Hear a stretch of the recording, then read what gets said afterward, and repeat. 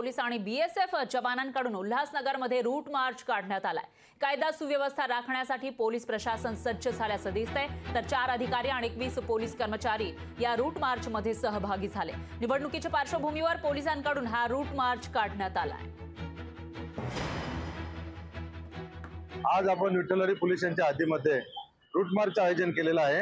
याच्यामध्ये आपले स्थानिक पोलीस स्टेशनचे 4 अधिकारी, 21 अंमलदार, तसेच आपल्याला बीएसएफचे 1 अधिकारी, 32 जवान उपलब्ध झालेले आहेत। यामध्ये आपल्या 3 व्हेकल्स, पोलीस व्हेकल, 2 मोटरसायकल आणि सीआयएसएफचे 2 बसेस असाही समावेश आहे। यामध्ये आपण मेन मार्केट, जो आपलं उल्हासनगरचं मेन मार्केट श्रीराम चौक ते नेताजी चौक हा परिसर कव्हर केलेला आहे, जो नेहमी गजबजलेला असतो।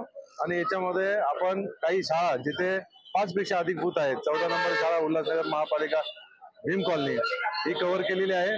याच्यामध्ये आपल्याला लोकांना कॉन्फिडन्स द्यायचा आहे की पोलीस या निवडणुकीसाठी सज्ज झालेले आहे।